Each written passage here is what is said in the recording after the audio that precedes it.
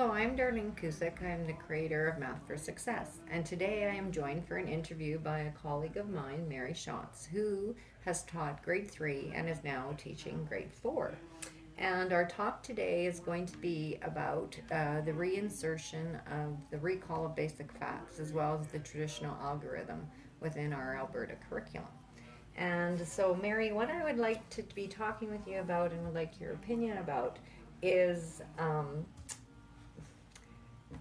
the success or the detriment of to students with regards to the reinsertion of our basic facts and our traditional algorithms, which were removed in the last revamping of the curriculum. And as of June of 2016, that has been reinserted. And when I look at the research in which I read, and Kathy Fosnaud is very prominent in the math world, Right. she very much states that if we introduce the traditional algorithm to our younger students without a strong number sense, we are doing a huge detriment to them. So my question to you is, when we look at that reinsertion, is that going to be a benefit to our student learning or a detriment to our student learning? Well, right now we're fortunately at the stage where we still have our students, like the students in fourth grade in my class, who have had the benefit of that. So I think we'll really see that in a couple of years because, like you were saying earlier when we were talking, there are going to be teachers who are just going to be like, well, I don't have to do all this play with learning number, and we're just going to get right into the algorithm because that's where they need to be anyways. And they're not going to understand what they're supposed to do. There's going to be no understanding. It'll just be this, they'll get back to where their parents were, where I was, where, step 1, you do this. Step 2, you do this. You have no idea why you're doing it. That's just the steps that you're supposed to take. And I think that's really unfortunate. It'll be unfortunate because it'll just be like my colleague who, when I was in university, she finally discovers through playing with number, composing those numbers. In her 40s, she has her aha moment of why we were doing these things in the traditional algorithm. So yeah, I think it is a very huge disservice to our students for sure.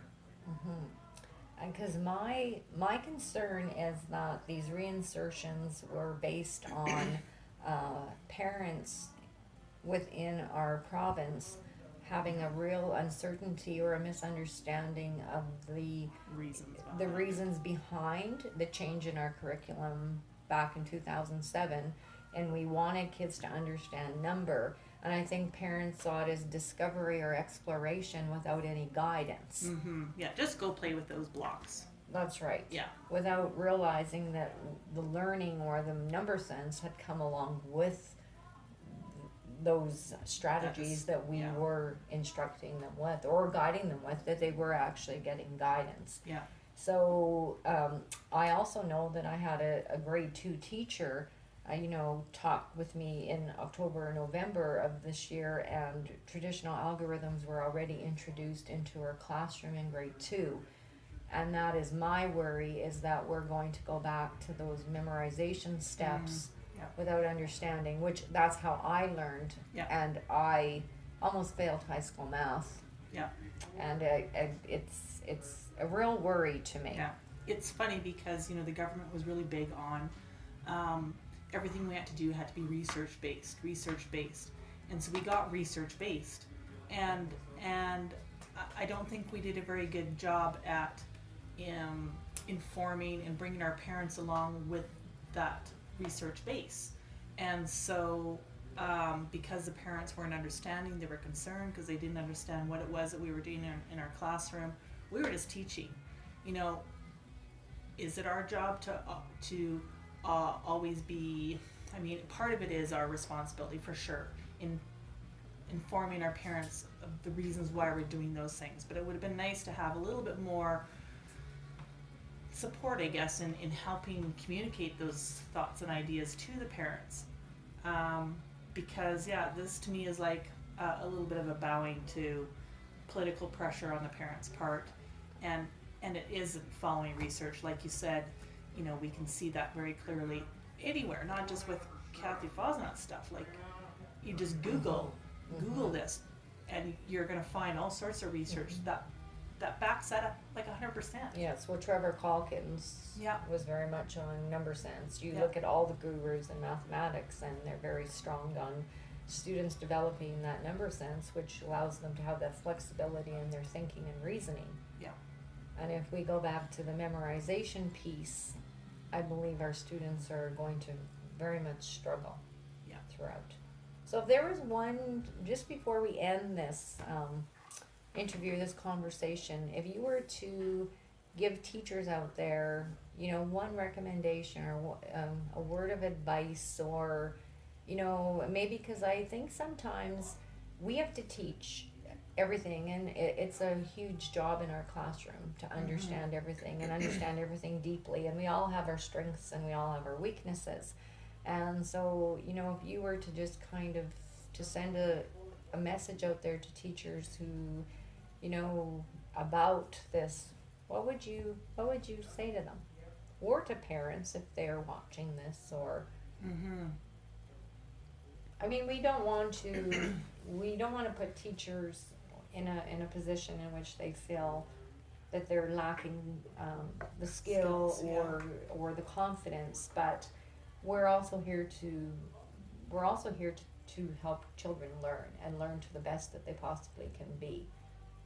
And I'm out there trying to help teachers as much as I can and encourage them to really understand the curriculum, because in this clarifications they are stating conceptual understanding, but are teachers understanding the steps in which to get there? I don't think so. I think that's the key. I think teachers don't understand the steps to get from point A to point B, and it needs to be a little more clear, because when it's just stating, that, like, how do they word that, where there's a conceptual understanding, I don't know that people know what that means. So I think teachers need to dig a little deeper themselves in understanding what exactly that means. Ask questions of their colleagues, ask questions of people who love math, like, who are passionate with that, because if they can deepen their understanding, they'll help their students get there, so that their number sense becomes stronger, so that they can move through those stages that they need to move through, so that they have a strong number sense base, and then math isn't going to be something that they dislike. Because it becomes an attitude. And I strongly feel that if we don't set these strong foundations in primary, in Div 1, then it just continues to, they have more and more challenges, and by Div 3 and 4, they're going to... They just have that much further. Yeah, that's absolutely. Right. Because like I said, with my students today, when we were talking about our math fact fluency and what does that mean, I said we want to get to that automaticity piece, because when they have it in that automaticity mode, then they can do harder math quicker and easier. They're not having to stop and figure out those math facts. And so it is an important skill to have, for sure. So maybe if we were to give a word of advice to teachers, maybe would it be reflection? Is to look, taking time, yes. Taking time to look at how it is, the strategies that you are providing or teaching or instructing with, and are they allowing for kids to develop their number sense versus a memorization? Yeah. And memorization is being done without being able to explain or show or reason. Yeah. I like that. Would that be helpful to you as a teacher? Yeah, that would be if I said helpful. that? Absolutely. Well, I'd like to thank you for your time today. Your questions were extremely valuable, and I'm hoping that people watching this video will take that time to just stop and think and reflect.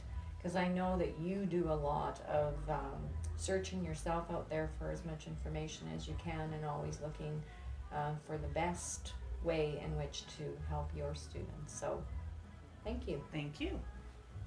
If anyone is interested in reading more, and there's always great books to read, but I've read several of Kathy Fosnaught's books, and they can be actually purchased off of Amazon. And she's got several, and they're very well written because she is always in the classroom, and even for parents to read, she shows you and she talks about the learning and shows you examples. And there is a parent guidebook actually as well that she talks about why it is that we're doing what we're doing today, which helps make sense and gives you ideas of what you can do in your classroom, but it's also a benefit to teachers. If you're looking for more help or ideas in your mathematical classroom or with math, or just questions that you have, check out my website at www.mathforsuccess.org, and I will be happy to help you out, or you might drop me a line. Thank you.